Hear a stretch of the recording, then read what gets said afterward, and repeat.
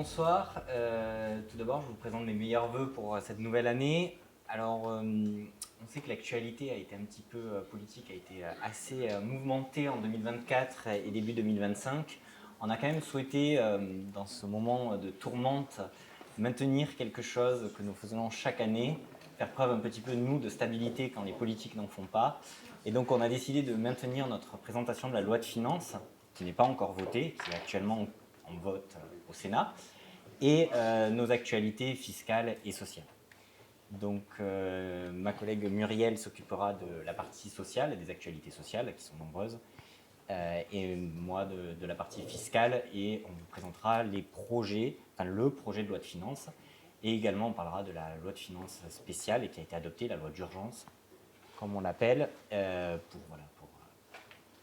pour vous présenter tous. On entend beaucoup de choses dans la presse, et l'idée c'est de faire un petit peu le point sur ce qui est voté, ce qui risque d'être voté, et ce qui normalement ne devrait pas être voté. Voilà.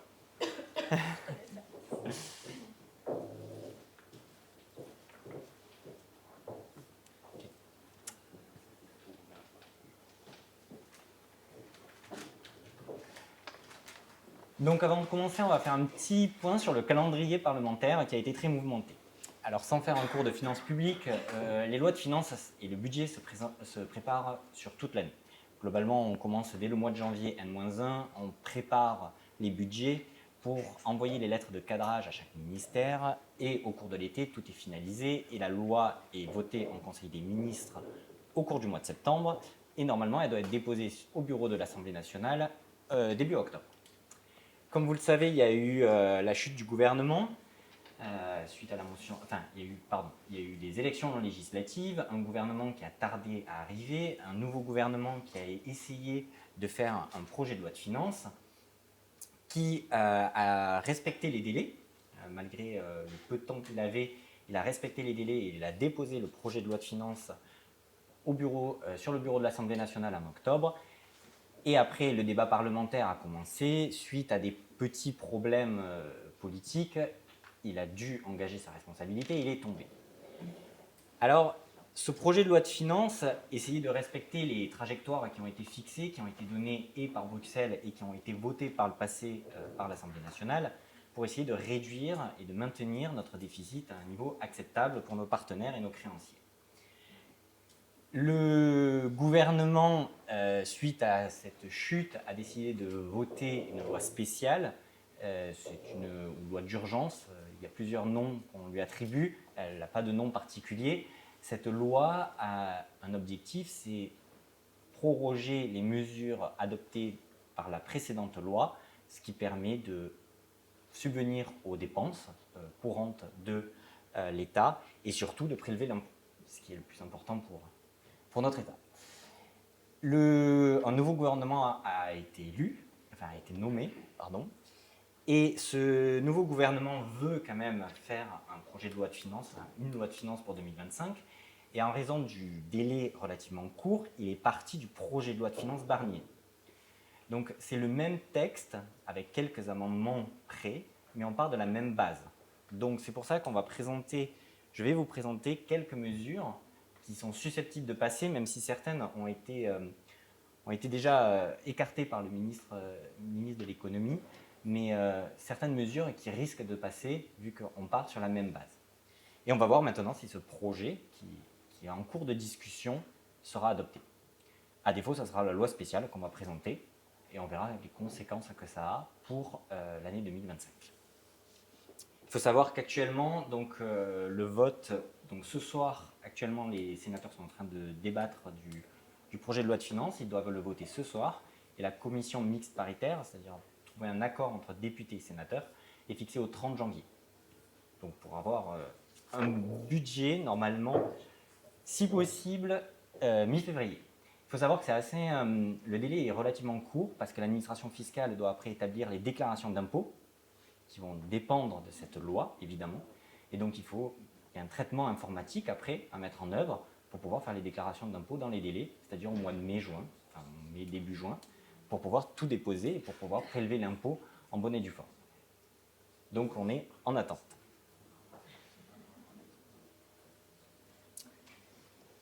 Alors, quelles sont les conséquences de l'absence de loi de finances pour 2025 et donc le vote de la loi spéciale? Alors, vous en avez entendu parler énormément dans la presse, c'est l'absence de revalorisation des tranches pour le barème progressif, pour l'impôt sur le revenu. Les conséquences directes, c'est que 380 000 contribuables vont payer l'impôt, d'après Bercy, en plus, suite à cette absence de revalorisation, et ça va impacter 18 millions de personnes. Donc on vous a mis le barème tel qu'il était prévu à gauche, donc dans le projet de loi de finances. Donc vous voyez les revalorisations, à partir de quel moment on rentre dans l'impôt et à partir de quel moment on change de tranche d'impôt sur le revenu. Et dans la loi d'urgence, on reprend exactement les mêmes tranches qu'en 2024, donc pour les revenus 2023. Et donc on ne tient pas compte de l'inflation. Donc forcément, par exemple, les retraités qui ont vu leur pension augmenter grâce à la revalorisation des retraites et qui suit l'inflation, forcément, ils vont être directement impactés si ces tranches ne sont pas revalorisées. Ils vont forcément soit rentrer dans l'impôt sur le revenu s'ils n'étaient pas imposables, forcément, pas forcément, mais ils risquent de rentrer plus facilement dans l'impôt sur le revenu, ou alors de changer de tranche. Donc forcément, ça a un impact direct. On en parle souvent moins, mais il y a beaucoup de choses qui sont liées à ces tranches de l'impôt sur le revenu. Beaucoup de montants, finalement, sont fixés annuellement par la loi de finances et sont revalorisés en principe par la loi de finances. Par exemple, les seuils pour les taxes sur les salaires sont pris en compte. Donc là, il y a une absence de revalorisation aussi de l'inflation. Donc on reste sur les mêmes tranches, les mêmes seuils que l'année précédente. On a aussi tout ce qui concerne les pensions que l'on verse par exemple à des enfants majeurs. Ça ne sera pas revalorisé tant qu'il n'y a pas de loi de finances qui prévoit une revalorisation. Il y a aussi, et ça vous allez le voir directement, c'est le prélèvement à la source, évidemment, qui normalement est revalorisé en fonction, tous les mois, vos acomptes, votre revalorisation aussi sur votre prélèvement à la source sur vos salaires ou sur vos pensions de retraite, normalement suivent l'inflation et sont revalorisés annuellement. Aujourd'hui, en janvier, ça n'a pas été revalorisé suite à l'absence de loi de finances. Ce qui veut dire forcément plus d'impôts à payer, si on déduit moins, ou si on rentre plus rapidement dans les tranches, on aura un impact direct sur les impôts. Alors, on en parle beaucoup et ça fait globalement consensus au niveau de tous les groupes parlementaires, que ce soit à l'Assemblée nationale ou au Sénat. Tous veulent que cette revalorisation passe, donc normalement, cette loi d'urgence devrait s'arrêter et normalement, les tranches devraient être revalorisées. C'est ce on vous a présenté, l'objectif c'est de vous présenter l'impact direct de l'absence de revalorisation, mais normalement, si tout se passe bien, si le gouvernement tient et si la loi passe, ça ne devrait pas s'appliquer. Il faut savoir quand même que dans la loi d'urgence, il a été proposé quand même de revaloriser les tranches. La présidente de l'Assemblée nationale a refusé de prendre cet amendement parce qu'il était, c'était un cavalier législatif, il était hors du cadre législatif, mais voilà, c'était quand même, ça faisait globalement consensus. Donc normalement, ce point devrait être voté. On a aussi plusieurs mesures qui prennent fin. Au 31 décembre 2024, on a plusieurs dispositifs fiscaux qui sont prévus par différentes lois de finances sur certaines périodes. Et beaucoup de dispositifs arrivaient à leur terme au 31 décembre 2024. Suite à l'absence de loi de finances 2025, ces dispositifs certains devaient être prorogés, mais ils n'ont pas été prorogés car la loi n'est toujours pas votée. Le premier dispositif, c'est le dispositif Duflot-Pinel. Donc, c'est un dispositif qui permet, lorsqu'on met en location certains biens, lorsqu'on achète certains biens dans certaines zones géographiques, qu'on le met en location avec une durée d'engagement de 6 ou 9 ans d'engagement à certains contribuables, on peut bénéficier d'une réduction d'impôt. Ce dispositif, il est supprimé au 31 décembre 2024 et ce dispositif a été beaucoup critiqué par la Cour des comptes parce qu'il est très très cher et finalement ne résout pas le problème du logement. Donc normalement, il ne devrait pas, lui, être prorogé. L'ancien gouvernement Barnier ne voulait pas le proroger et le nouveau n'a pas, à ce stade, donné d'informations, mais il ne devrait pas être prorogé. On a un abattement fixe de 500 000 € pour les plus-values de cession de titres pour les dirigeants qui partent à la retraite. Lorsqu'un dirigeant a une société à l'IS, qu'il cède ses titres et qu'il s'engage à partir à la retraite dans les 2 ans et qu'il cesse toute activité dans la société, il peut bénéficier sur sa plus-value de cession de ses titres d'un abattement fixe de 500 000 € qui est applicable, peu importe qu'il opte pour le barème progressif de l'impôt sur le revenu ou pour la flat tax à 30%. Cet abattement fixe, l'ancien gouvernement et le nouveau gouvernement souhaitent le proroger.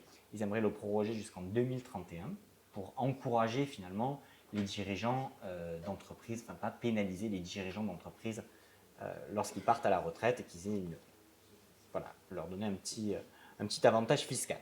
Mais à ce jour, vu que la loi n'est pas votée, le dispositif tombe. Donc à voir comment sera votée la loi et à voir aussi s'il y a un aspect rétroactif. Imaginez le dirigeant cède ses titres en janvier. Aujourd'hui, la loi, c'est on n'applique plus cet abattement. Donc à voir. Sachant que la rétroactivité en matière fiscale est autorisée, il n'y a aucun souci, même si elle est difficilement compréhensible pour les contribuables et les législateurs n'aiment pas faire trop de rétroactivité. Mais pour des avantages fiscaux, il n'y a normalement aucun problème. On a également le dispositif Lock Avantage, donc c'est une réduction d'impôt. Donc on peut avoir une réduction d'impôt qui est entre 15 et 65% en fonction du montant de loyer qui est en dessous du loyer de marché. Ce dispositif, il doit être normalement supprimé au 31 décembre 2024. Mais l'ancien gouvernement prévoyait une prorogation et le nouveau gouvernement a annoncé en décembre, dès le mois de décembre, qu'il souhaitait proroger ce dispositif. On a également beaucoup de crédits d'impôt, notamment sur les agriculteurs. Il faut savoir que le projet de loi de finances Barnier prévoyait beaucoup de mesures en faveur des agriculteurs. C'était des promesses qui avaient été faites, notamment pendant les manifestations des agriculteurs. Donc toutes ces promesses, évidemment, sont tombées à l'eau, vu que le budget n'a pas été voté. Ces promesses vont être maintenues, vont être normalement reprises par le nouveau gouvernement. Ils souhaitent les appliquer. Et les crédits d'impôt, notamment pour les congés agriculteurs ou le crédit d'impôt pour les certifications haute valeur environnementale, devraient être prorogés aussi.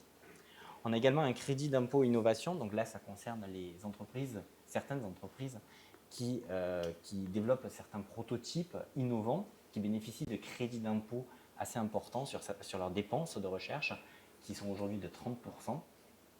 L'idée, c'est de maintenir, de proroger ce dispositif, mais par contre de le limiter à 20% seul.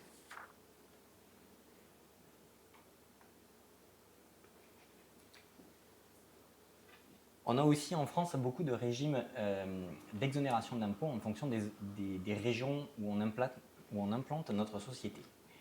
Il y en a énormément, mais beaucoup arrivaient à terme en décembre 2024 et donc aujourd'hui on a une incertitude sur leur prorogation, même si le gouvernement souhaite vraiment étendre ces dispositifs, enfin les maintenir et les proroger. Alors je vous les ai listés, donc c'est notamment les quartiers prioritaires de la ville qui permettent une exonération de CFE. Si vous créez une société dans ces quartiers, vous avez une exonération de CFE et une exonération de taxes foncières. On a évidemment les bassins d'emploi à redynamiser. Là, on a carrément une exonération des bénéfices pendant 5 ans, avec une exonération de CFE et de taxes foncières aussi. Donc, on souhaite évidemment les proroger.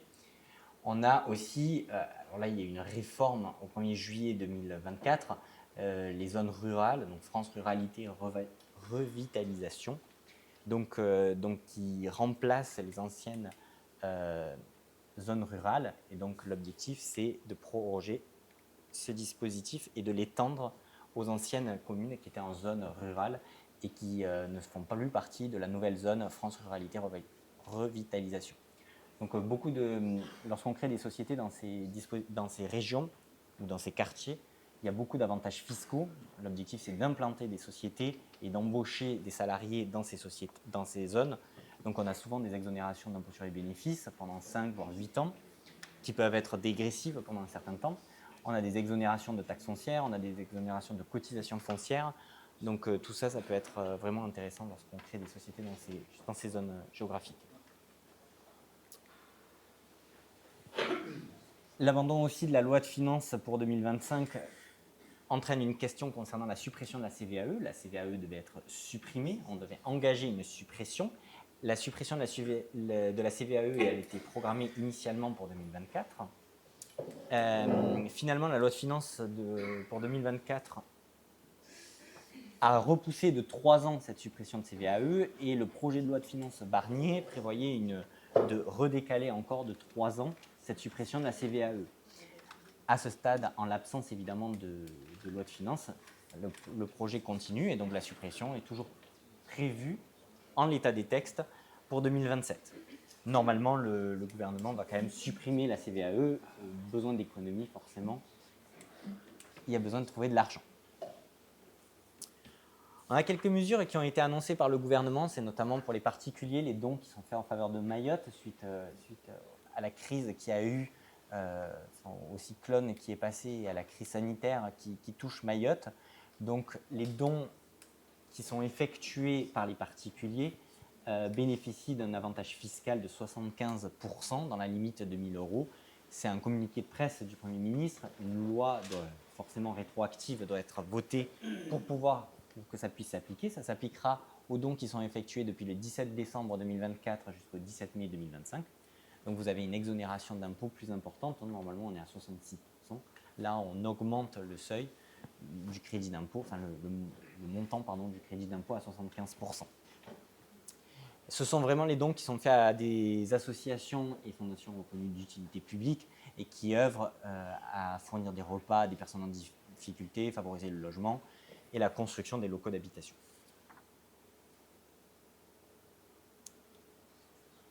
Alors, il y a quelques mesures que je vais vous présenter qui étaient prévues dans le projet de loi de Barnier qui sont susceptibles d'être reconduites. Alors, la première, je vais vous en parler rapidement parce que finalement, elle a été écartée. Elle a été écartée hier et le ministre de l'économie l'a confirmé ce matin. Il était prévu une contribution différentielle sur les hauts revenus.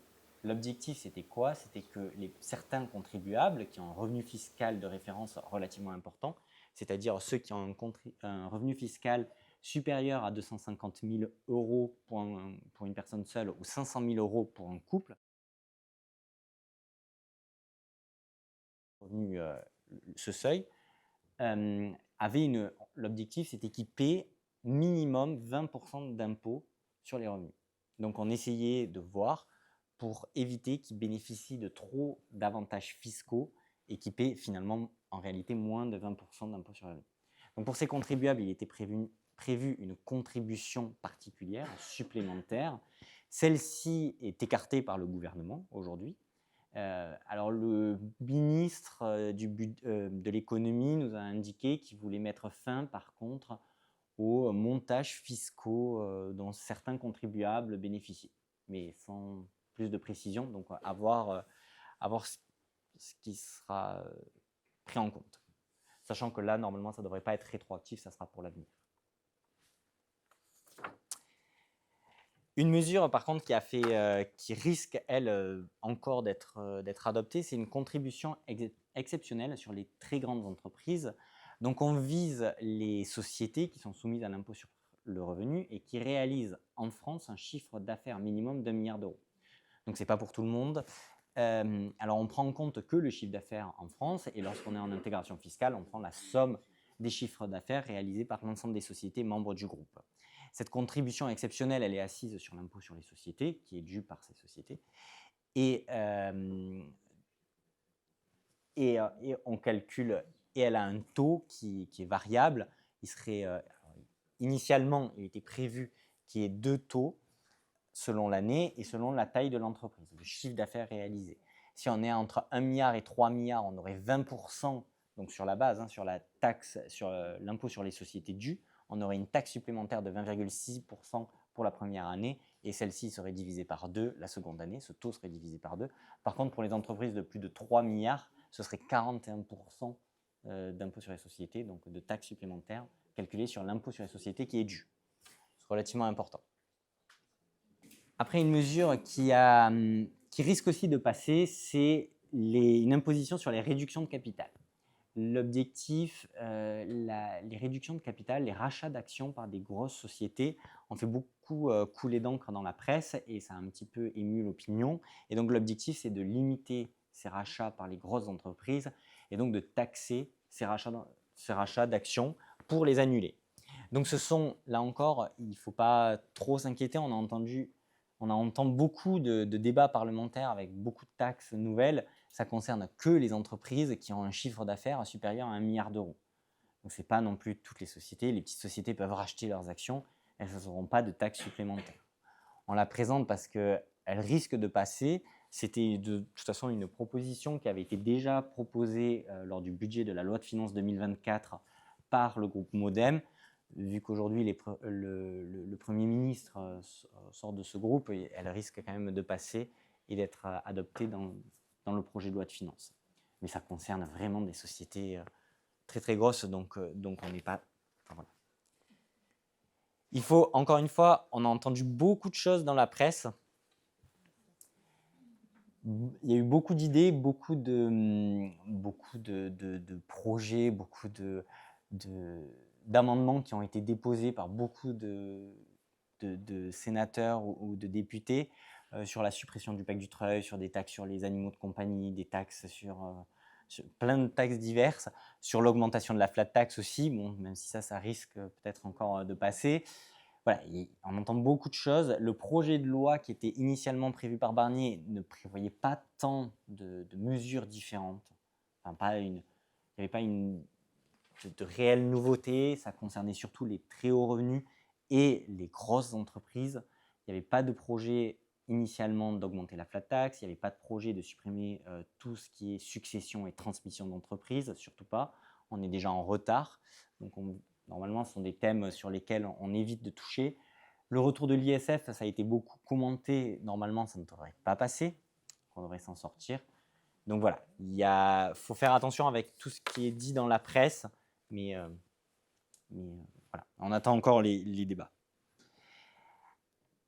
Alors, on va parler des locations meublées de tourisme parce qu'il y a beaucoup d'actualités. Déjà l'an dernier, on en avait parlé. Il y a une loi qui a été votée en novembre 2024. Il y avait encore des modifications qui étaient prévues dans le projet de loi de finances pour 2025. Et donc, on est un petit peu encore dans une zone d'incertitude.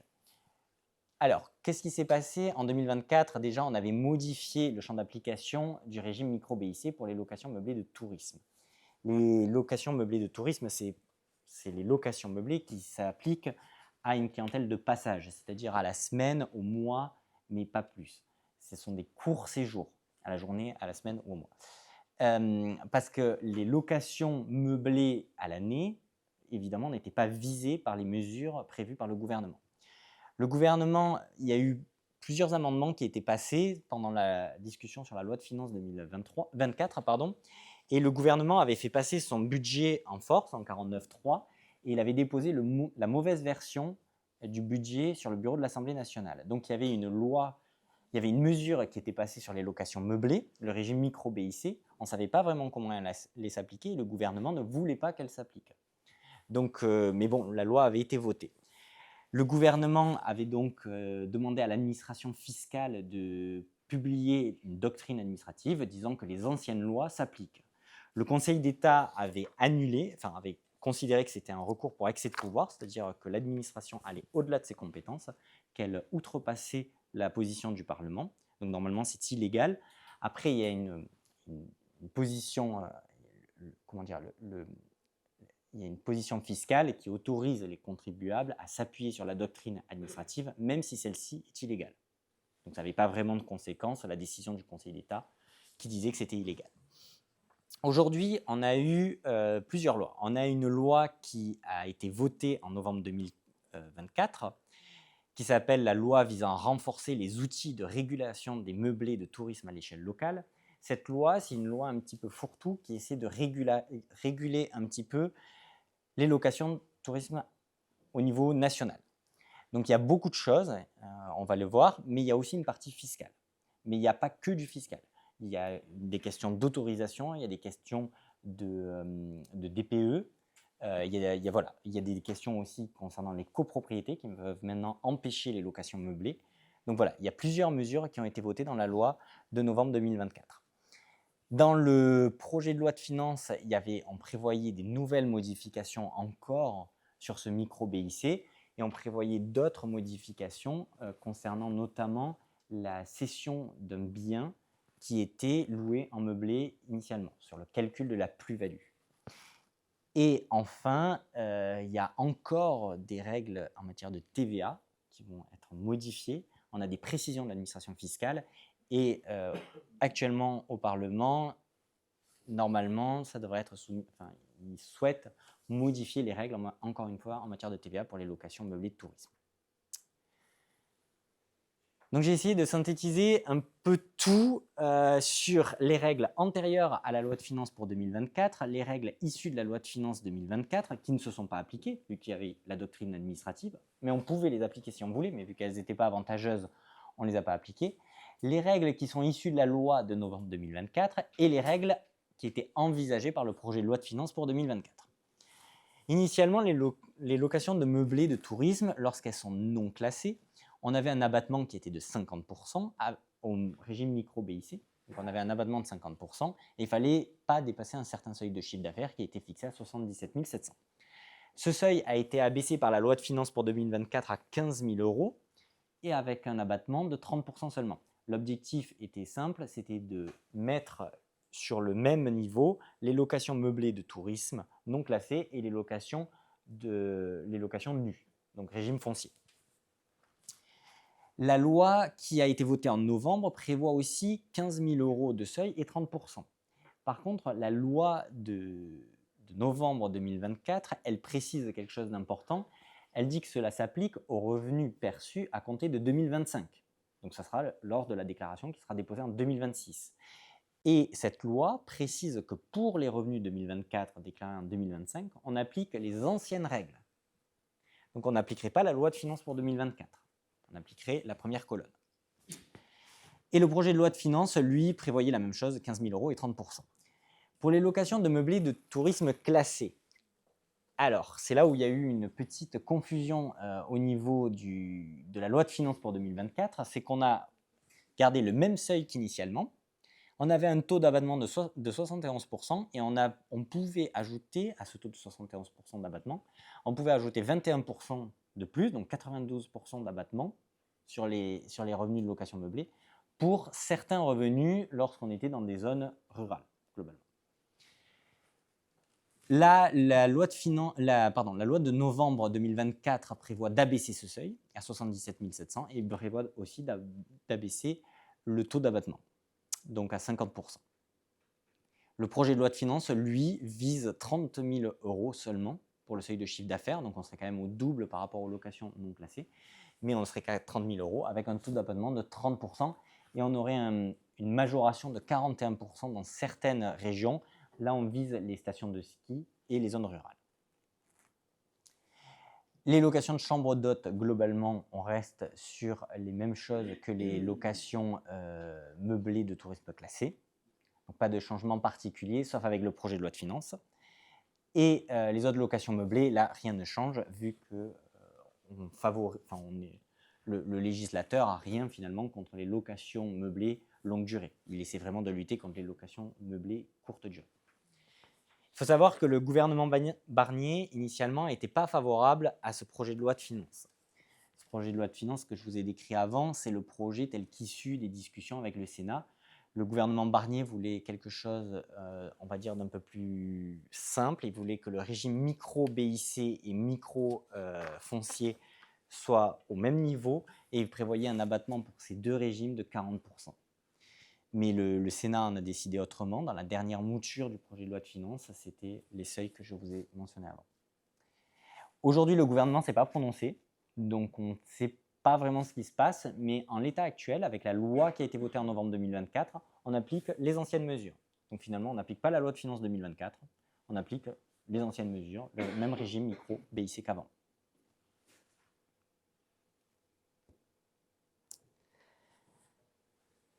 Alors, cette loi de novembre 2024, elle limite le régime micro-BIC, mais finalement, elle n'enlève pas quand même l'intérêt purement fiscal de la location meublée, qui est l'amortissement. Donc on peut toujours, en l'état actuel, amortir l'immeuble, déduire les amortissements en location meublée, ce qui n'est pas le cas évidemment lorsqu'on fait des revenus fonciers, donc de la location nue. On ne peut pas amortir, on ne peut pas déduire. La loi de novembre 2024, elle ne change pas ça. Et on bénéficie toujours d'un abattement pour durée de détention. Vous savez, normalement, lorsque vous vendez votre bien, au bout d'un certain temps, votre plus-value est exonérée. Et donc, la location meublée présente le double avantage, c'est d'un côté, on peut déduire les amortissements, de l'autre, on bénéficie de l'abattement pour durée de détention et on ne réintègre pas les amortissements déduits dans le calcul de la plus-value. Donc, on a un double avantage aujourd'hui et c'est ce qui faisait dire d'ailleurs au rapporteur de la loi qui disait que malheureusement, la location meublée de tourisme demeure encore le régime fiscal le plus avantageux par rapport aux locations nues. Donc, on n'est pas encore au bout du projet. Le législateur veut encore aller plus loin. Et le projet de loi de finances pour 2025 prévoyait déjà de modifier le calcul de la plus-value dans le cas de biens qui avaient été loués en meublé. L'objectif, ce serait pour le calcul de la plus-value, prendre le prix de cession moins le prix d'acquisition, mais déduire du prix d'acquisition les amortissements qui ont été déduits fiscalement, comme pour les plus-values professionnelles. Donc évidemment, ça a un impact qui est négatif. Par contre, on aurait toujours les abattements pour durée de détention. Ça reste quand même avantageux.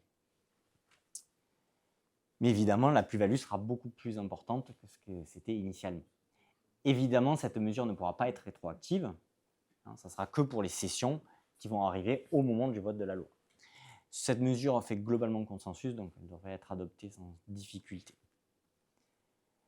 Alors, il est quand même dans le projet de loi, il prévoyait quand même que les amortissements qui étaient constitutifs de construction, reconstruction, agrandissement ou amélioration qui étaient réalisés depuis l'achèvement de l'immeuble, eux n'avaient pas à être réintégrés dans le calcul de la plus-value. Donc, ça reste quand même encore une fois avantageux. C'était vraiment que les amortissements liés à l'acquisition de l'immeuble et pas aux travaux postérieurs à l'acquisition.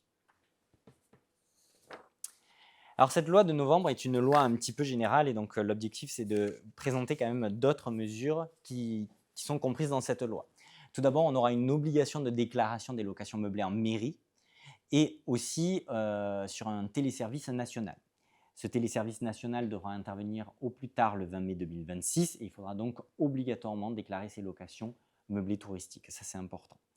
Il faut savoir que les maires auront un pouvoir pour contrôler que ce qui a été déclaré est bien réel. Notamment si vous faites de la location de tourisme dans votre résidence principale, les maires pourront vérifier que vous avez bien déposé l'ensemble des documents justifiant que c'est votre résidence principale.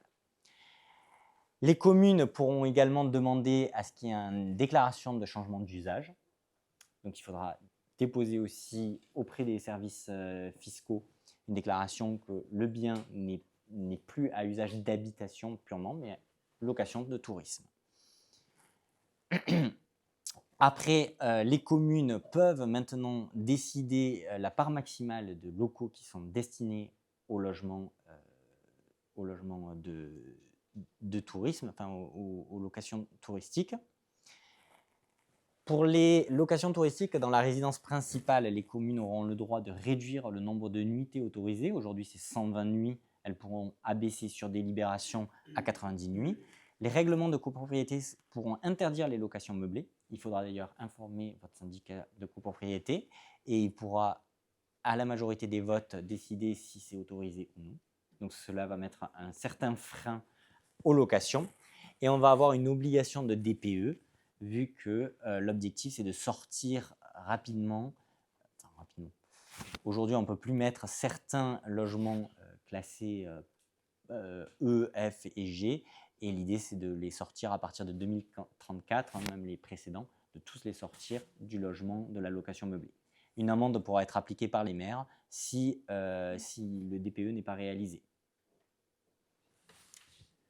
Voilà, c'est une loi qui est assez générale et qui essaie de traiter un peu tous les dossiers, mais qui ne règle pas réellement le problème de la fiscalité, comme on l'a vu. Et donc, on a encore des incertitudes, sachant que pour 2024, les anciennes règles, finalement, donc antérieures à 2023, s'appliquent. En matière de TVA, on a eu une modification de la loi de finances 2024 qui avait expliqué quelles étaient les mesures, quand est-ce que les locations meublées pouvaient être soumises à TVA.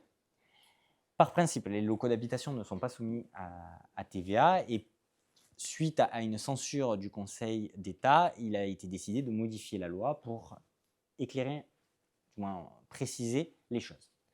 Sont soumises à TVA les locations qui sont exercées dans le même cadre finalement que le secteur hôtelier ou assimilé.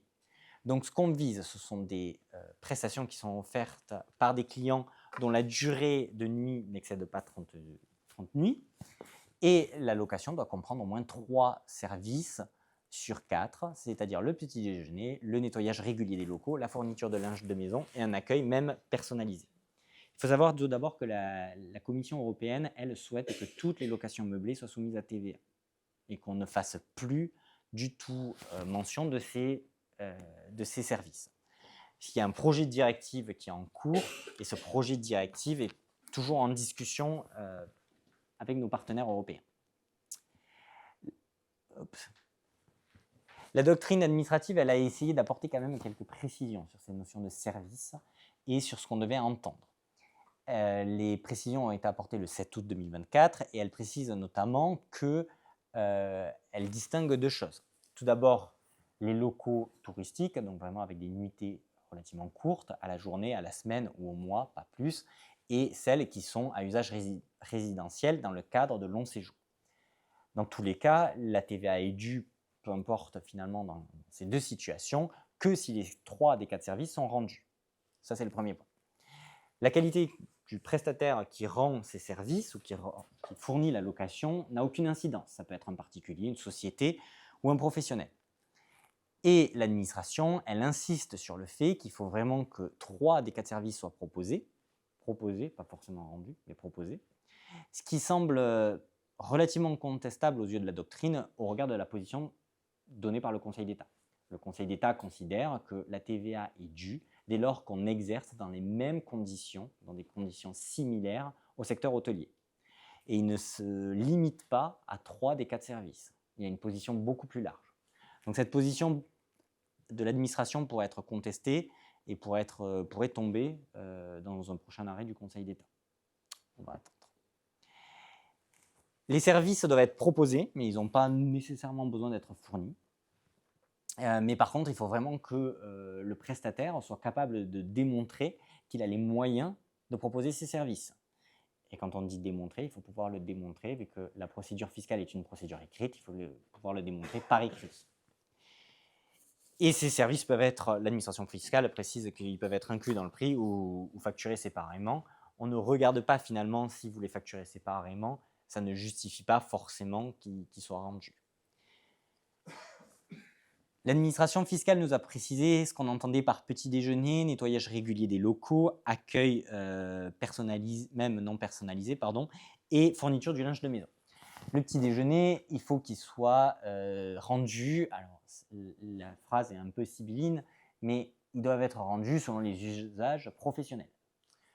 Globalement, on est un petit peu libre de faire ce qu'on veut, il faut juste le proposer. On peut même demander à ce qu'il y ait un délai pour demander ce petit déjeuner, mais il faut qu'il soit possible pour celui qui prend en location le bien d'avoir à disposition ce petit déjeuner. Le fait d'installer seulement une machine dans les locaux ne suffit pas. Un distributeur en libre service, ça, ce n'est pas rendre un petit déjeuner. Le nettoyage régulier des locaux, c'est une appréciation aussi en fonction de la durée du séjour. Globalement, il faut qu'il soit proposé en début de séjour et le fait de le faire une fois dans la semaine suffit et il n'y a pas besoin de le faire tous les jours. Pareil pour le linge de maison. Lorsque la durée de location est inférieure à 1 semaine, on peut donner le linge de maison au début du séjour, ça suffit, la condition est remplie. Pour l'accueil, par contre pour le linge de maison, le fait de mettre à disposition une laverie, c'est pas donner du linge de maison. Pour l'accueil même personnalisé, l'administration fiscale détaille un petit peu plus. Elle nous dit que vraiment le fait d'échanger par téléphone pour faire un accueil et de mettre une boîte à clés, c'est un accueil. On n'a pas besoin d'être présent, on n'a pas besoin d'être présent 24 heures sur 24. Le simple fait de pouvoir échanger par téléphone, ça suffit. On peut avoir un accueil de manière dématérialisée.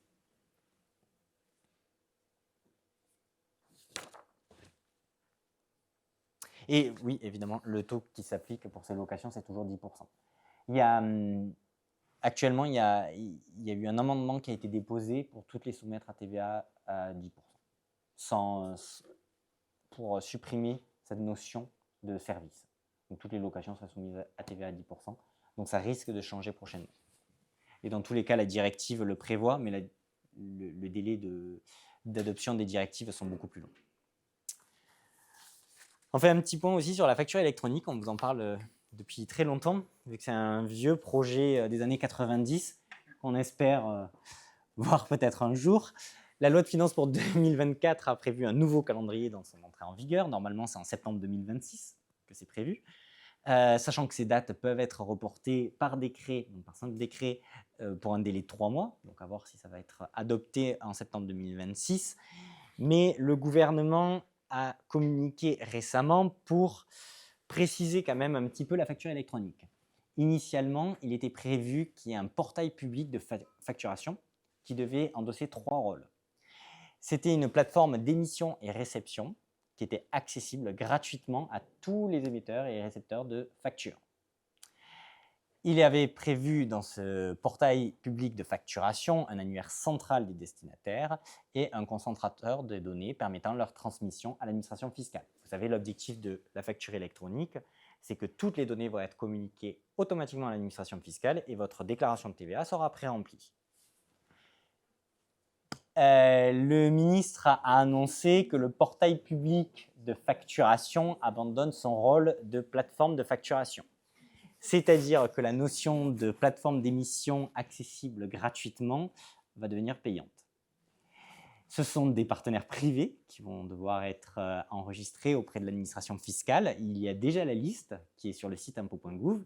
Il y a actuellement 70 plateformes qui sont immatriculées sur le site. Et donc voilà, qui vont s'occuper de cette plateforme. Mais évidemment, la grosse différence, c'est que ça ne sera pas le même coût pour les entreprises.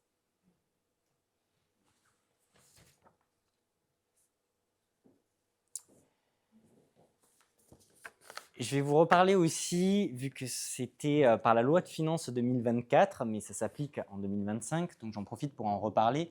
C'est la franchise qui est applicable à compter du 1er janvier 2025. Les seuils ont été modifiés, il y a une directive qui a été adoptée par l'Union européenne avec une entrée en vigueur au 1er janvier 2025. L'objectif, c'est un alignement des seuils de franchise au niveau de l'Union européenne et surtout qu'on puisse appliquer la franchise dans toute l'Union européenne. Donc, je vous ai remis les seuils antérieurs et post-2025. Donc, pour les prestations de biens, pour les livraisons de biens, pardon, le seuil passe de 91 900 à 85 000. Pour les prestations de services, on passe de 36 800 à 37 500. L'objectif, c'est vraiment l'application au niveau… Avant, la franchise s'appréciait qu'au niveau des États membres. Maintenant, on essaie d'appliquer la franchise au niveau européen, avoir un marché global. Et donc, on peut bénéficier de cette franchise au niveau européen, mais il faut remplir quelques conditions. Et notamment, il faut que le chiffre d'affaires réalisé au niveau de l'Union européenne, il faut 2 conditions. Il faut respecter les seuils de franchise en France et il faut que le seuil de chiffre d'affaires au niveau de l'ensemble de l'Union européenne ne dépasse pas 100 000 euros. Si on respecte ces 2 conditions, on peut être en franchise, on peut en bénéficier dans l'ensemble des États membres. Pour cela, il faut faire une demande.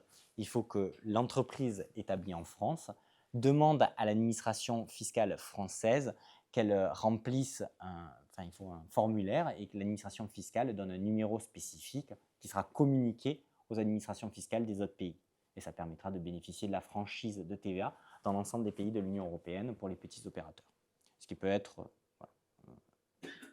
c'est une harmonisation.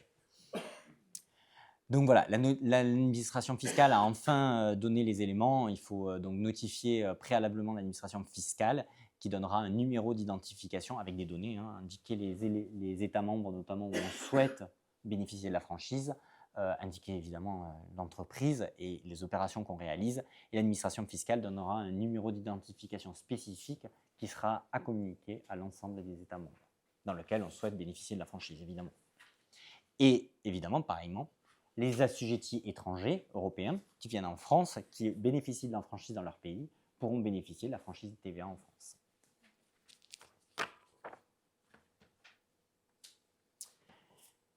L'Union européenne a aussi décidé de supprimer les taux réduits pour les poses et la fourniture de chaudières qui utilisent des combustibles fossiles.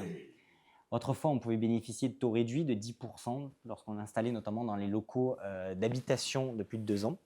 Et on pouvait même parfois, dans certains cas, avoir des taux réduits de 5,5. La directive a supprimé ça à compter du 1er janvier 2025. Et donc, l'objectif maintenant, c'est d'appliquer le taux normal sur ces postes de chaudière. Par contre, pour l'entretien et la réparation des chaudières existantes qui sont au fioul, le taux réduit peut toujours s'appliquer. Donc là, il n'y a pas de modification particulière. Alors, nous, on appelle ça plutôt actualité sociale, hein, comme les autres années, parce que c'est vrai que de toute façon, que ce soit la loi de finances ou la loi de financement de la sécurité sociale, il n'y a pas forcément d'apport majeur en général. Nous, on a une actualité qui est assez chargée tout au long de l'année. Donc, c'est vrai qu'on appelle plutôt ça actualité sociale.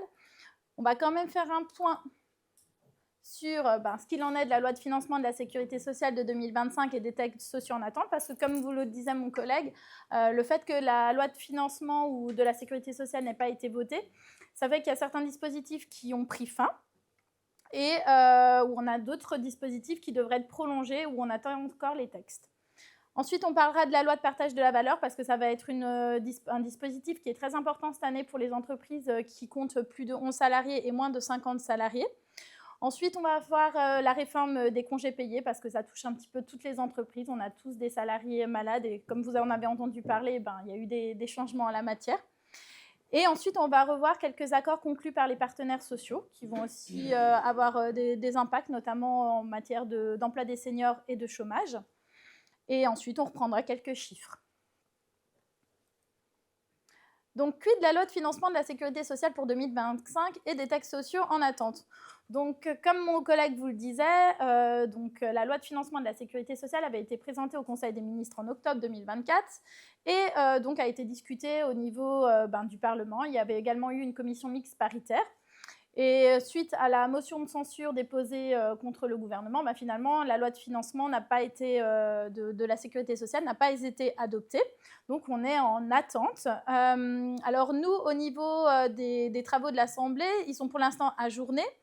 Le gouvernement Bayrou va relancer un petit peu la machine en février 2024. Donc là, il va falloir encore attendre un petit peu pour qu'on ait la version définitive, on l'espère, de la loi de financement de la sécurité sociale. Ensuite, on verra si effectivement on est obligé de repasser par l'article 49 alinéa 3 de la Constitution pour que cette loi entre en vigueur ou si effectivement il y aura de nouveau une motion de censure. Alors, juste pour vous expliquer rapidement ce que c'est la loi de financement de la sécurité sociale, la loi de financement, elle a pour objectif de maîtriser les dépenses de la sécurité sociale, forcément en fonction des recettes. Donc, on va déterminer l'équilibre entre les recettes et les dépenses qu'on peut faire. Elle comporte 3 parties. Une partie qui est relative à l'exercice passé, ensuite on parle des recettes, ensuite on parle des dépenses. Donc, comme dit, on verra ce qu'il advient de cette loi en février. Alors, suite à l'absence d'adoption de la loi de financement de la sécurité sociale, il y a certaines mesures qui ont pris fin. Notamment, il y a aussi eu des taux qui n'ont pas pu être revus, notamment les taux AT-MP, qui pour l'instant sont ceux de 2024. Et on verra donc une fois que la loi sera en vigueur s'ils sont revalorisés. Donc, ça sera applicable le trimestre qui suit la publication. Donc, ce qui a pris fin, c'est la contribution, vous savez, pour les travailleurs handicapés, où on a une contribution à payer. Il y a une suppression de la déduction de certaines dépenses quand on participe à certains événements pour promouvoir l'accueil de personnes en situation de handicap ou quand on participe à des associations qui œuvrent pour justement la formation et l'insertion de personnes qui sont en situation de handicap. Donc ça, c'est des déductions qu'on ne pourra plus, des dépenses qu'on ne pourra plus déduire pour cette contribution. Ensuite, on a la fin de l'exonération des frais de transport domicile lieu de travail. Il y avait eu pas mal de dispositifs, je ne sais pas si vous vous souvenez, dans le cadre d'une augmentation du pouvoir d'achat des salariés. Il y avait eu pas mal de tolérances et de dispositifs qui avaient été mis en œuvre pour que les entreprises participent de manière un peu plus importante aux dépenses de transport des salariés, notamment avec l'augmentation du prix de l'essence. Donc ça, on a certaines dispositions qui prennent fin. suite à l'absence de loi de financement de la sécurité sociale. Notamment, les entreprises, par exemple l'année dernière, pouvaient prendre en charge les frais de carburant des salariés avec la prime transport, et sans qu'il y ait une condition d'éloignement géographique particulière ou d'horaire de travail particulier. Donc ça prend fin. Pareil, la prime de transport pouvait être cumulable avec les abonnements de transport public, ça prend fin. Et au niveau des abonnements de transport public, les entreprises pouvaient prendre en charge plus que 50% de l'abonnement, donc dans la limite de 75%, sans condition pareille de nouveau que le salarié a justifié des raisons d'un éloignement particulier ou autre. Donc ça prend fin. Alors on vous a fait un petit rappel du coup des règles applicables, parce qu'il faut savoir que suite à la loi de financement de la sécurité sociale de 2024, donc c'était 2024, il y a eu une revalorisation des montants d'environ 100 €. Donc là, on vous a fait un rappel sur la prise en charge obligatoire, donc des 50% pour les abonnements au transport public. Comme dit, il y a certaines conditions où on peut participer au-delà, mais il faut que ça soit justifié. C'est ce que je vous expliquais juste avant, alors que l'année dernière, on n'avait pas besoin de le faire. Pour la prime de transport, donc, les entreprises ont la faculté, là c'est facultatif, à la différence des abonnements au transport public, ont la faculté donc de prendre en charge ou de participer aux frais de transport engagés par les salariés, notamment qui utilisent des véhicules à carburant ou électriques. Donc, par contre, là, de nouveau, il faudra justifier de pourquoi on utilise son véhicule. C'est sûr que si on habite à côté de son travail, on n'a pas de raison normalement d'utiliser son véhicule. Donc ça, il faudra l'expliquer par des contraintes familiales ou alors par, des horaires particuliers de travail. Ou l'absence de transport public dans le secteur du salarié. Ensuite, le forfait mobilité durable, alors c'est aussi facultatif, c'est la possibilité pour les entreprises de prendre en charge, de participer, d'encourager les salariés à utiliser des modes de transport alternatifs comme le vélo, les services partagés ou alors le covoiturage. Et ça, d'ailleurs, on a eu une précision qui est assez intéressante de l'administration, notamment par rapport au covoiturage familial. Si, par exemple, on a une maman qui emmène en même temps son fils qui va à l'école à côté, est-ce que ça rentre ou pas en compte dans le forfait mobilité durable? Et l'administration considère que oui. L'essentiel, c'est qu'on se déplace et qu'on économise 2 voitures, par exemple, pour aller au lieu. Donc, que ça soit de la famille ou pas.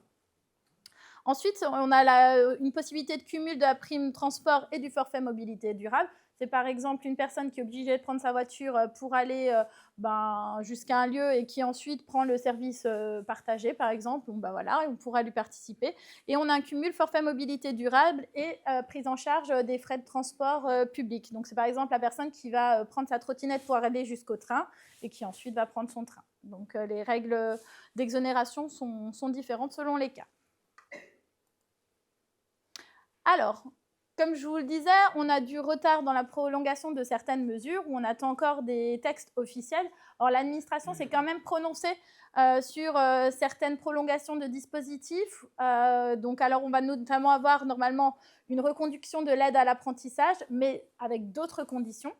À compter de la publication du décret, là on est quand même dans du conditionnel, et a priori jusqu'au 31 décembre 2025. Les entreprises pourront bénéficier donc de moins de 250 salariés d'une aide unique à l'embauche qui devrait être réduite à 5 000 € au lieu de 6 000 € auparavant. Elle restera à 6 000 € par contre pour les personnes qui sont en situation de handicap. L'aide exceptionnelle serait également maintenue, mais son montant serait modulé donc, en fonction de la composition de la société et de la situation des salariés. Elle serait de 5 000 € pour les entreprises de moins de 250 salariés au lieu de 6 000, et elle passerait seulement à 2 000 € pour les entreprises de plus de 250 salariés avec une condition de quota, notamment d'alternants, qui a priori resterait. Donc pareil pour les apprentis en situation de handicap, on resterait a priori sur 6 000 €. Alors ensuite, on va aborder les avantages en nature et les frais qui seront liés aux véhicules électriques et aux bornes de recharge. Donc il y a eu effectivement des règles dérogatoires qui sont venues notamment pour inciter les salariés à changer de nouveau leur mode de transport et à utiliser des modes de transport dits plus vertueux, donc électriques. Et donc, du coup, pour les inciter, on a décidé d'exonérer certains avantages qui étaient consentis par les entreprises aux salariés. Parce que, comme vous le savez, quand une entreprise consent un avantage aux salariés, normalement, c'est du salaire et ça devrait être soumis à charge. Donc, là, pour inciter les entreprises à donner, on a décidé d'exonérer totalement ou partiellement certains avantages consentis. Donc, notamment, concernant les véhicules électriques. Si l'entreprise participe au paiement des frais d'électricité, ça n'entre pas en compte dans l'avantage en nature. Il y a des abattements qui sont pratiqués. Et si un salarié utilise la borne qui est sur son lieu de travail pour recharger son véhicule électrique personnel, c'est aussi, ça ne donne pas lieu à évaluation, donc il n'y a pas d'avantage en nature. Concernant la mise à disposition de bornes de recharge, donc ça, c'est les bornes de recharge qui sont installées chez le particulier, hein, donc chez le salarié.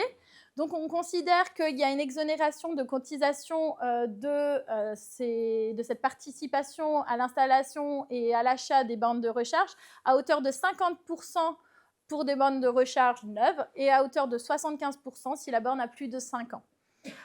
Si ensuite, ils participent à l'achat et à l'installation de bornes électriques, qui sont restituées à la fin du contrat de travail du salarié. Donc, si le salarié il leur redonne, là, l'avantage en nature, il est négligé. Et par contre, pour tous les frais qui sont liés à l'utilisation ou à la location de la borne, il y a aussi une exclusion d'assiette de cotisation dans la hauteur de 50% du montant des dépenses réellement engagées par le salarié. Donc ça, c'est a priori des dispositifs qui vont être prolongés. On attend encore les arrêtés, mais ça devrait perdurer.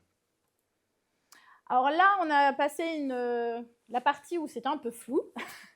Chez moi, ça va redevenir un petit peu plus sûr maintenant. On va parler de la loi de partage de la valeur. Alors, comme je vous disais, on est dans un climat où on sait que les salariés, voilà, ils ont besoin d'un peu plus de pouvoir d'achat avec l'inflation. On veut que les salariés s'investissent un petit peu plus dans les entreprises, qu'ils soient aussi récompensés quand l'entreprise fonctionne bien.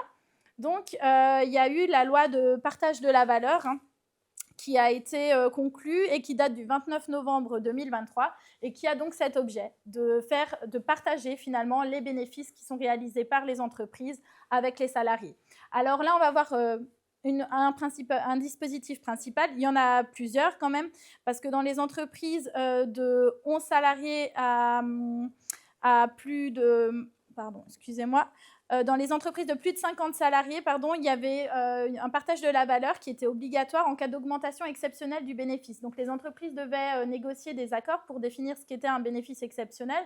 Et donc, dans ces sociétés, il y avait dû avoir des dispositifs mis en place pour justement, quand il y a un bénéfice exceptionnel, partager davantage avec les salariés.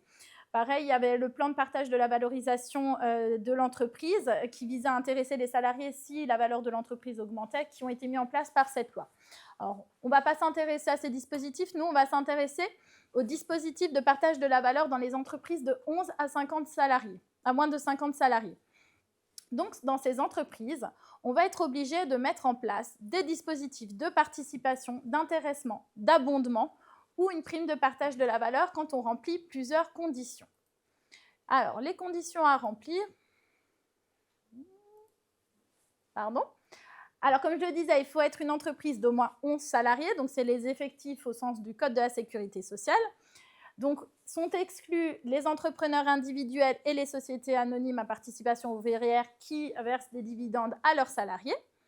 Donc, comme dit, une entreprise de 11 salariés qui réalise un bénéfice net fiscal au moins égal à 1% du chiffre d'affaires pendant 3 exercices, donc, et qui n'est pas couverte par de la participation, de l'intéressement, de l'abondement ou d'une prime de partage de la valeur, va devoir donc mettre en place un de ces dispositifs si elle a rempli ces conditions donc de bénéfice net fiscal au moins égal à 1% du chiffre d'affaires pendant 3 exercices. Donc ça s'apprécie sur les exercices 2022, 2023 et 2024. Donc ça veut dire que si une entreprise a eu ce bénéfice net fiscal donc supérieur au moins égal à 1% de son chiffre d'affaires en 2022, 2023, 2024, en 2025, elle va être obligée de mettre en place soit un intéressement, soit une participation, soit un abondement au plan d'épargne, soit une prime de partage de la valeur. C'est également applicable dans les entreprises de l'économie solidaire et sociale et solidaire. Et ça, c'est le cas si elles réalisent pendant 3 exercices consécutifs un résultat excédentaire au moins égal à 1% de leurs recettes. Il faut aussi que ça soit prévu dans le cadre d'un accord de branche étendu.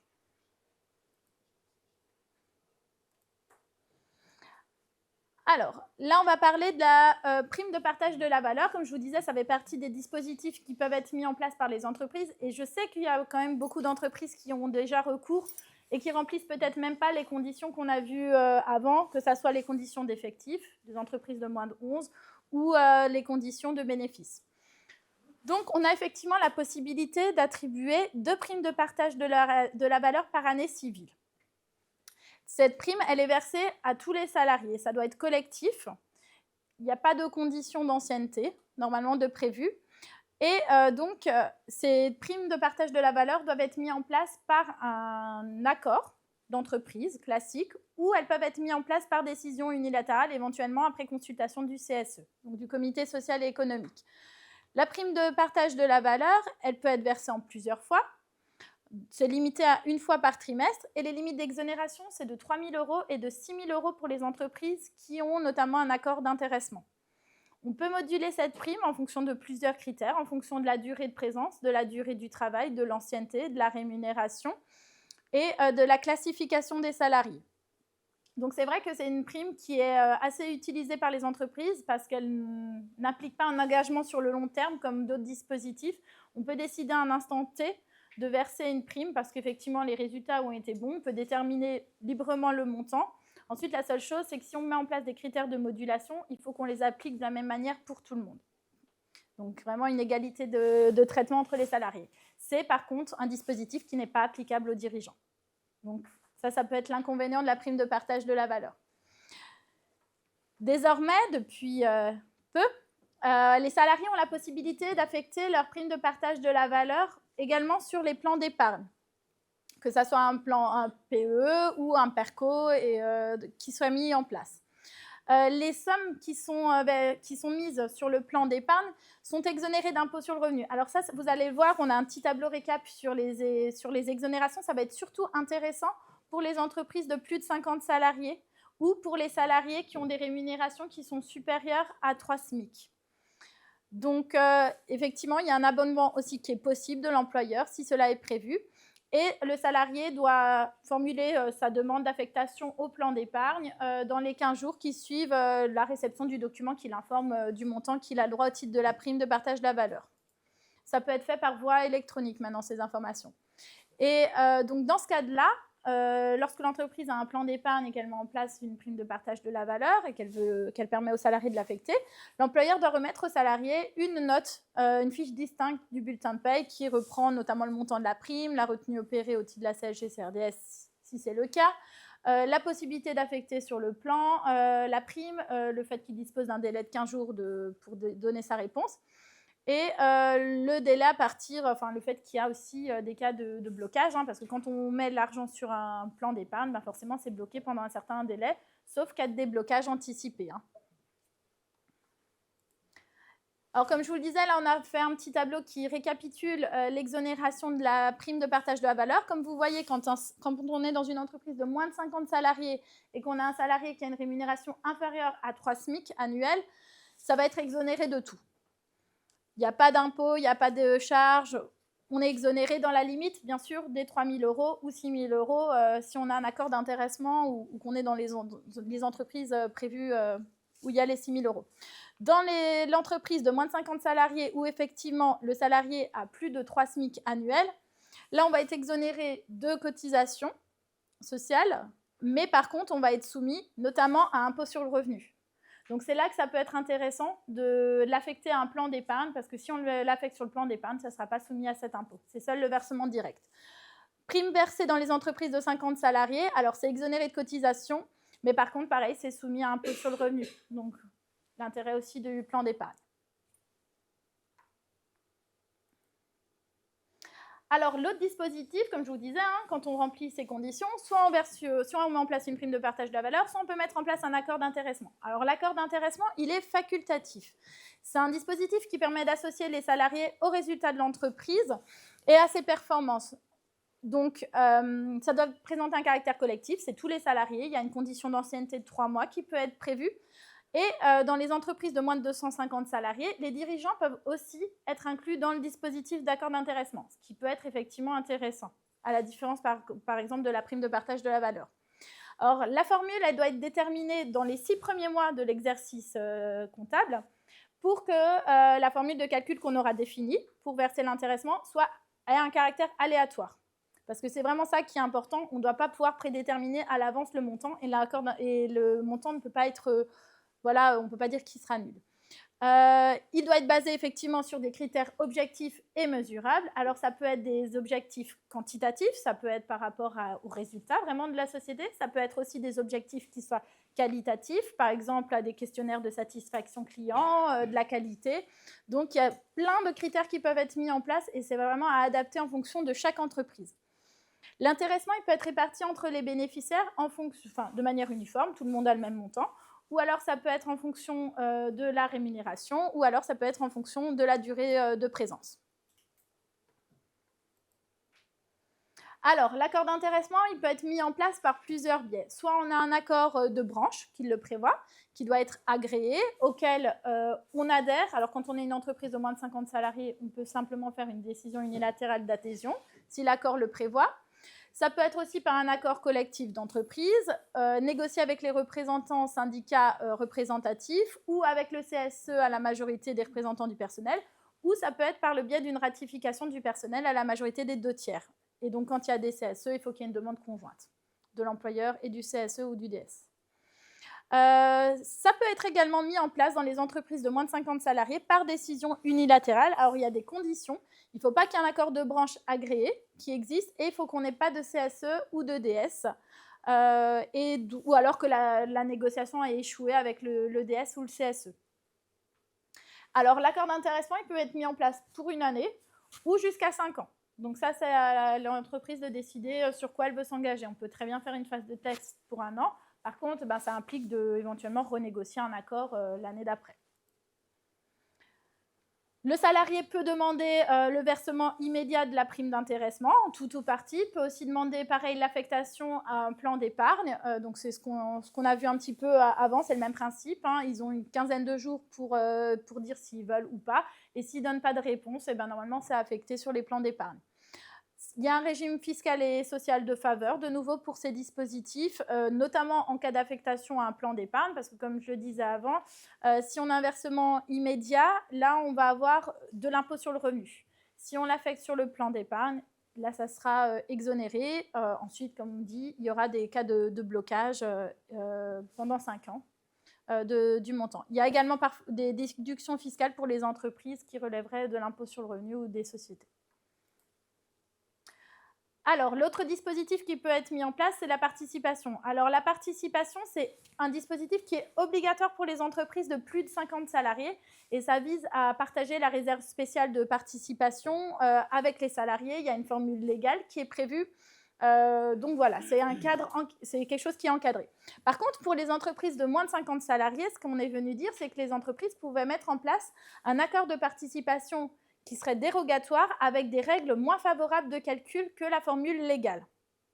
Donc, c'est ce qui est un petit peu différent. Donc, c'est une expérimentation qui est sur 5 ans, qui aura lieu jusqu'en novembre 2028. Et ça peut être mis en place soit parce qu'on applique un accord qui est prévu au niveau de la branche. Normalement, elle devait négocier avant le 30 juin 2024 des accords de participation dérogatoires pour que les entreprises puissent le mettre en place. Ou alors, on peut conclure un accord d'entreprise classique, soit accord avec les représentants du personnel, avec les délégués syndicaux, à la ratification des 2/3 des salariés. Enfin, voilà. Par contre, à la différence de l'intéressement, il n'y a pas de mise en place par décision unilatérale de l'employeur. Ça, ce n'est pas possible. Et donc, les entreprises qui avaient déjà mis en place des accords de participation volontaire, qui par contre respectaient les formules légales ou étaient au moins aussi favorables, elles peuvent choisir d'opter pour ce régime dérogatoire moins favorable, mais par contre, elles doivent conclure un nouvel accord. Et donc, pareil que pour l'intéressement, il y a un régime fiscal et social de faveur pour ces dispositifs, notamment en cas d'affectation au plan d'épargne. Même règle qu'avant, si on verse immédiatement, c'est soumis à l'impôt sur le revenu. Si on l'affecte sur le plan d'épargne, c'est exonéré. Par contre, c'est bloqué. Alors, il y a également un nouveau dispositif. Maintenant, les entreprises peuvent faire des avances sur intéressement ou participation pour ne pas avoir tout à verser à la fin. Elles peuvent décider de... L'accord peut prévoir qu'il y ait des versements d'avance au cours de l'exercice. Donc, pour qu'il y ait une avance, le versement d'une avance, il faut par contre un accord express du salarié. L'accord doit contenir certaines informations sur les modalités de recueil de l'accord et sur les conséquences du trop perçu, sur les règles du trop perçu. Parce qu'effectivement, quand on fait une avance sur intéressement, on ne sait pas encore si on va avoir de l'intéressement. Donc, du coup, on va verser de l'argent aux salariés et peut-être qu'on aura trop versé parce que finalement, les règles de calcul vont faire que l'enveloppe est moindre. Donc, comment ça se passe? Alors, si le salarié a demandé son versement immédiat, on peut lui opérer des retenues sur salaire dans la limite des 10%. C'est une règle de retenue classique. Par contre, s'il l'a affecté sur le PE, là, on va être coincé et ça va être considéré comme un versement volontaire et du bénéficiaire qui n'ouvrira pas droit aux exonérations. Donc ça, c'est un petit peu l'inconvénient quand il y a des trop perçus. Et donc, quand il y a ces avances qui sont mises en place, il faut informer le salarié sur cette possibilité, sur le délai dont il dispose pour faire part de son acceptation, comme pour les autres dispositifs, avec une fiche distincte du bulletin de paye. Et on doit bien indiquer que lorsque le trop perçu est versé sur le plan d'épargne, il y a une impossibilité de le débloquer. Alors, dernière modalité, vous vous souvenez, on avait dit que pour nos entreprises de 11 salariés à moins de 50 qui avaient fait un bénéfice net qui était égal à 1% du chiffre d'affaires, elles devaient mettre en place soit une prime de partage de la valeur, sur 3 exercices, soit une prime de partage de la valeur, soit l'intéressement, soit la participation, soit l'abondement. C'est aussi un mode qui est permis. Donc, les entreprises peuvent abonder sur le PE ou le PERCO de leurs salariés. Alors, en principe, c'est lorsque les salariés ont déjà fait un versement. Ils peuvent abonder jusqu'à 3 fois. Du coup, ça peut être effectivement intéressant. Et c'est des dispositifs, comme pour la participation, je ne l'ai pas précisé, dont les dirigeants peuvent le bénéficier si c'est prévu. Donc, dans les entreprises toujours de moins de 250 salariés. Et donc, du coup, il y a également 2 cas où il y a des possibilités d'abondement unilatéraux par l'employeur.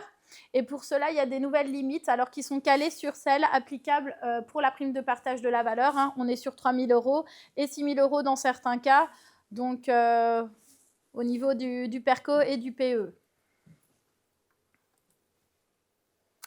Dernier point concernant ce partage de la valeur. Comme on a beaucoup parlé de plan d'épargne, je voulais vous parler des 3 nouveaux cas de déblocage anticipé. Donc, les 3 nouveaux cas sont notamment quand on veut faire des travaux de rénovation énergétique, on peut débloquer avant son argent qui est bloqué sur le PE. Quand on a une activité de proche aidant, ou alors quand on veut acheter un véhicule propre. Alors là, il y a des conditions par rapport à ça. Et la demande du salarié doit être présentée dans un délai de 6 mois à compter de la survenance du fait générateur, donc à compter de l'achat de la voiture, à compter du début des travaux, sauf pour les proches aidants, où là, effectivement, même si l'activité de proche aidant avait commencé avant le 7 juillet, c'est valable, on peut faire la demande, il faut juste que la demande soit postérieure au 7 juillet 2024. La réforme des congés payés. Alors là, je vous ai mis une photo qui fait penser aux vacances. Alors, c'est pas forcément adapté parce que les entreprises n'étaient pas forcément contentes de cette réforme. Quand on s'était vu l'année dernière, je vous avais parlé qu'en septembre 2023, il y avait eu plusieurs revirements de jurisprudence qui étaient venus du coup donner plus de droits à congés payés aux salariés qui étaient notamment malades. Donc, où effectivement, on a dit qu'en cas d'arrêt de travail pour maladie non professionnelle ou ATMP, donc accident du travail ou maladie professionnelle, on acquérait des congés sans limitation, que le point de départ de la prescription, c'était l'information de l'employeur sur les droits à congé, et aussi effectivement qu'un salarié qui est en congé parental, qui n'avait pas pu prendre tous ses congés, il ne les perdait pas. Alors, suite à ces arrêts qui ont fait grand bruit, il y a eu une saisine de la CJUE sur le droit au report illimité des congés payés non pris du fait de la maladie. Donc là, ils sont venus nous dire non, on peut prévoir des limites dans le report des congés payés. Ça, c'est aux États de le prévoir. Ensuite, suite à ça, il y a eu une saisine du Conseil constitutionnel parce qu'on est venu dire mais la loi, nous, elle ne prévoit pas ça. On se fait sanctionner alors qu'on a respecté la loi. Donc, on s'est dit, est-ce que notre Code du travail, finalement, il était conforme à la Constitution? Donc, le Conseil constitutionnel a dit, OK, c'est conforme à la Constitution, mais on avait toujours un problème par rapport au droit européen qui, lui, prévoyait d'autres dispositions. Et donc, il y a eu une saisine du Conseil d'État par le Premier ministre qui, lui, est venu dire on peut limiter le report à pas moins de 15 mois. Et donc, voilà. Suite à ça, il y a eu une loi qui a été prise, la loi du 22 avril 2024, qui est venue donc encadrer les congés payés, notamment en cas de maladie. Puisque cette loi n'a pas eu d'effet sur les congés payés, sur l'acquisition et la prise des congés payés par les salariés qui ne sont pas malades. On acquiert toujours 2,5 jours de congés payés donc en jours ouvrables, 2,08 si vous êtes en jours ouvrés. On acquiert toujours des congés payés sur les mêmes périodes et ça se calcule par rapport, si on a 4 semaines d'absence, on n'aura pas de congé qui sera défalqué, d'après les modalités de calcul. Ça, c'est des règles classiques, on va dire. Alors, désormais, quand on a des absences pour maladie, pour accident du travail ou maladie professionnelle, ces absences sont assimilées à du temps de travail effectif par rapport aux congés payés, et ce, quelle que soit leur durée. Donc, ça doit être pris en compte pour le calcul. Alors, ils nous ont quand même fait une distinction entre les congés payés qu'on acquiert quand on est en maladie ordinaire et les congés payés qu'on acquiert quand on est en maladie professionnelle ou en accident du travail. Donc, en maladie ordinaire, on acquiert 2 jours ouvrables de CP par mois dans la limite de 24 jours ouvrables par an. Donc, si vous avez un salarié qui est absent toute l'année, il n'aura que, du coup, 24 jours de congés payés acquis s'il est en maladie ordinaire, donc non professionnelle. Si, par contre, on est dans le cadre d'un AT-MP, il va acquérir 2,5 jours de congés par mois, donc 30 jours ouvrables par an, comme un salarié classique. Donc ça, c'est par rapport à l'acquisition des congés payés. Maintenant, par rapport au report des congés payés, parce qu'il s'était posé donc la question de savoir, mais un salarié qui a 3 ans de maladie, ça veut dire qu'il va acquérir 90 jours de congés, quand il va revenir, il va devoir les prendre. C'est un petit peu compliqué. Donc, on a quand même cherché à limiter la période de report. Donc, pour les salariés qui sont en arrêt de travail depuis au moins 1 an, au moment où la période d'acquisition se termine. Donc là, effectivement, il y a un report qui est de 15 mois à compter de la fin de période d'acquisition. Donc, si le salarié il est en maladie 3 ans, au bout d'un moment, vous voyez que ses congés, ils vont tomber. Il va les perdre. Si le salarié, par contre, revient dans l'entreprise après la fin de la période d'acquisition, mais avant la fin de la période des 15 mois, là, du coup, il va y avoir une suspension du délai jusqu'à ce qu'on les ait informés, du coup, des droits à congés qu'ils ont à prendre et de la date, jusqu'à laquelle ils peuvent prendre les congés. Si le salarié ne reprend pas son travail à l'issue du délai de report, comme je vous disais, les congés sont perdus. Si le salarié reprend le travail au cours de la période de prise des congés et qu'il peut encore prendre ses congés payés, là, il n'y a pas de report. Si vous avez un salarié, pour vous donner un exemple, qui est malade en juillet-août, la fin de la période, c'est le 31 mai de l'année d'après, du coup, il a largement le temps de prendre ses congés payés, donc il n'y a pas de report de 15 mois, il faut juste qu'il les prenne pendant la période de prise.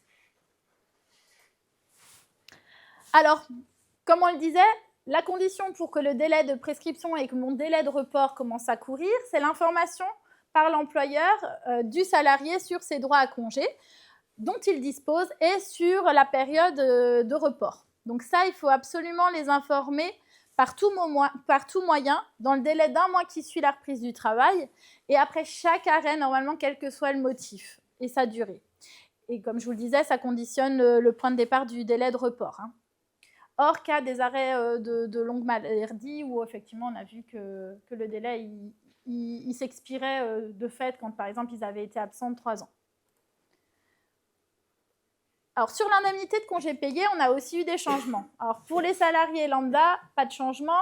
On a toujours notre règle qui est applicable où on doit faire un comparatif entre les 10% de la rémunération et où on prend en compte le maintien de salaire. Ça n'a pas changé.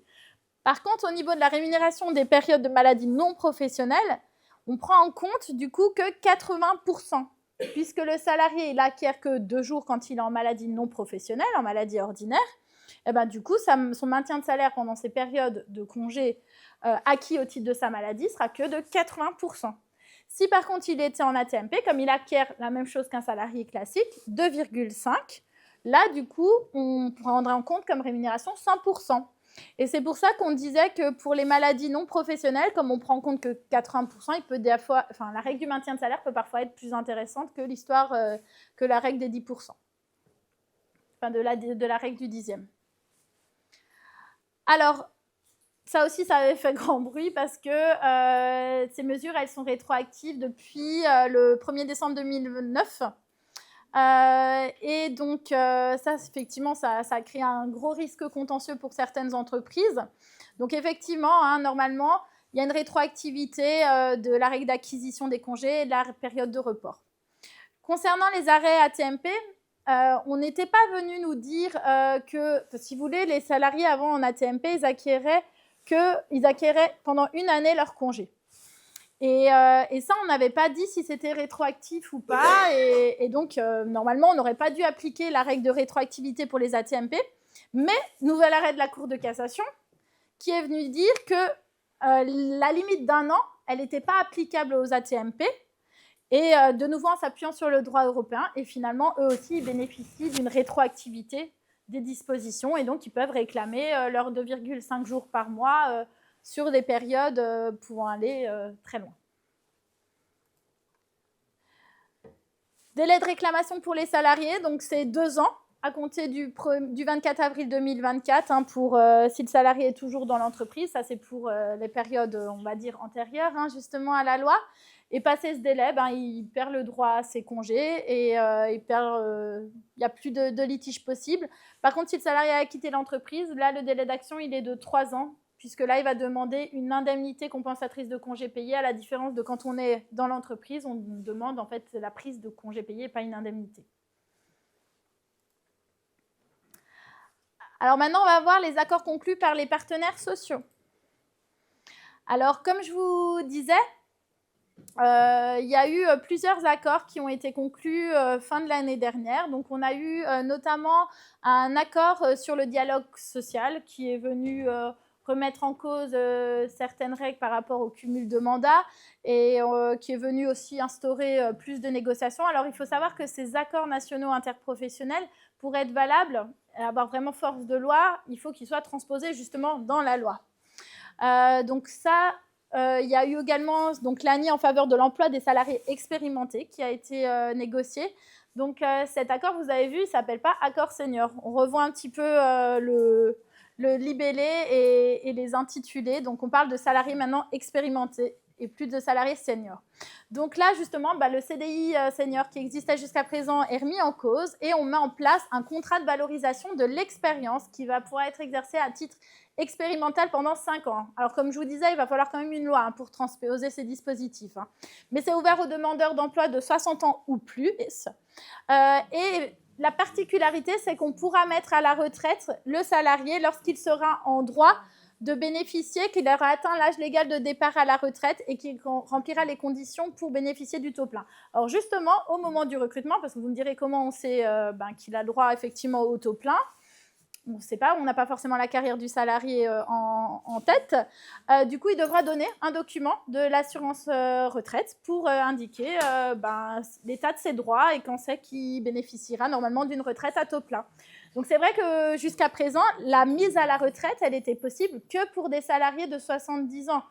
Avant cet âge-là, on pouvait leur demander tous les ans pour les mettre à la retraite, mais le moment où on avait le droit de les mettre à la retraite sans demander l'avis, c'était 70 ans. Donc là, vous voyez qu'avec ce contrat de valorisation de l'expérience, on va pouvoir le faire dès lors qu'ils ont atteint l'âge légal de départ à la retraite et qu'ils ont leur taux plein. Ensuite, il y a des entretiens professionnels.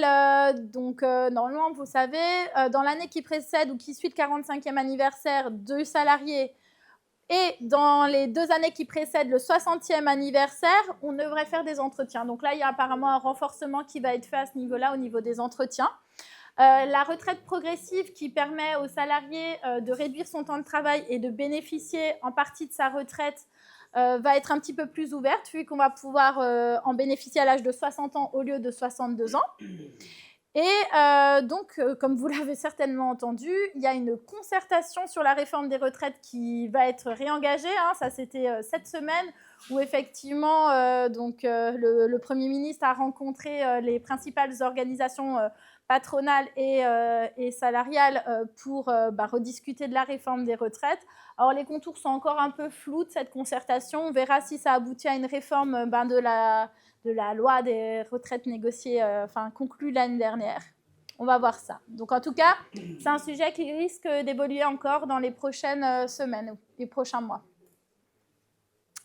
Alors ensuite, on vous a fait un petit point sur la convention relative à l'assurance chômage. Alors, on va passer rapidement, mais c'est vrai qu'on en a entendu beaucoup parler l'année dernière. Vous savez, c'était cette fameuse convention qui avait été retardée, où il y avait eu des prolongations des dispositifs jusqu'au 31 décembre. Donc là, effectivement, la nouvelle convention relative à l'assurance chômage a été agréée, donc elle est applicable. Donc elle prévoit une baisse de la cotisation patronale d'assurance chômage donc de 0,05 points. Le maintien en l'état du bonus-malus pour les cotisations patronales d'assurance chômage, la mensualisation de l'allocation chômage sur une base de 30 jours.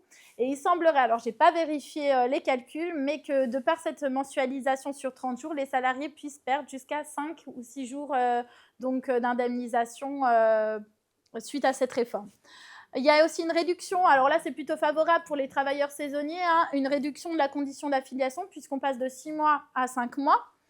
Et il y a plus de souplesse en cas de reprise d'un emploi en cours d'indemnisation par rapport à la perte involontaire d'emploi. Il y a un petit peu de souplesse qui est instaurée. Et le bénéfice de l'allocation de décès quand on est demandeur d'emploi est aussi élargi aux ayants droit de l'allocataire et puis seulement aux conjoints. Alors ensuite, pour les salariés, les futurs chefs d'entreprise qui bénéficient de l'aide à la reprise à la création d'entreprise, la RCE, là, ça se durcit un peu. Par contre, le second versement n'est pas effectué si l'allocataire a repris un CDI à temps plein. Il y a aussi une durée de versement qui est plafonnée à 60% du reliquat de droit en cas de cumul de l'ARE avec des revenus justement tirés de l'activité créée ou reprise. Il y a un relèvement des bornes d'âge lié à la réforme des retraites. On augmente la durée de cotisation, donc on augmente effectivement aussi les bornes d'âge qui passent à 55 ans et à 57 ans. Il y a un décalage progressif jusqu'à 64 ans de l'âge à compter duquel l'allocataire peut bénéficier du dispositif de maintien des droits, forcément, vu que on prolonge aussi. Et l'indemnisation des seniors, on a une durée d'indemnisation de 22 mois et demi pour les allocataires âgés de 55 et 56 ans, et plus 53 et 54 ans, et 27 mois pour ceux qui sont âgés de 57 ans et plus. Donc voilà, il y a un décalage forcément lié au départ en retraite qui est éloigné.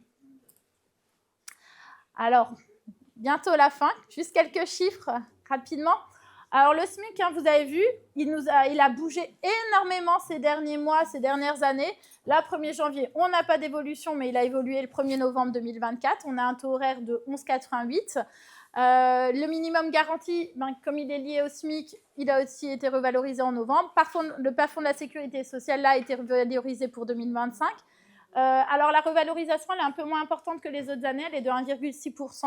Donc on est à 47 100 € de plafond annuel, en plafond journalier à 216. Voilà, je vous laisse y jeter un œil. Gratification minimale des stagiaires, donc c'est 4,35 € par heure de stage, 15% du plafond de la sécurité sociale. Les frais de repas, pour les salariés qui ont les repas au restaurant, pour quand on est en déplacement professionnel, c'est 21,10 €. Les repas hors des locaux, donc pour les salariés en déplacement professionnel mais qui ne vont pas au restaurant, c'est 10,30 €. Le repas sur le lieu de travail, 7,40 €. L'avantage en nature, 5,45 € par repas. Et pour les HCR, c'est 4,22 € par repas. Alors, dernier point, les titres restaurants. Il y a un relèvement de la limite d'exonération de la part patronale qui passe à 7,26 €. Donc, il faut toujours que l'entreprise prenne entre 50 et 60% du montant. Et là, c'est tout nouveau, tout chaud. Ça vient de passer. Donc, à titre dérogatoire et jusqu'au 31 décembre 2026, ils ont prolongé, vous savez, la possibilité pour les salariés d'utiliser les titres restaurants pour acheter de l'alimentaire, consommable directement ou non. Hors, bien sûr, boissons alcoolisées, bonbons, produits infantiles, animaliers, mais voilà, pour le reste, les salariés peuvent utiliser jusqu'à 25 € dans leur supermarché pour acheter des biens, enfin des aliments.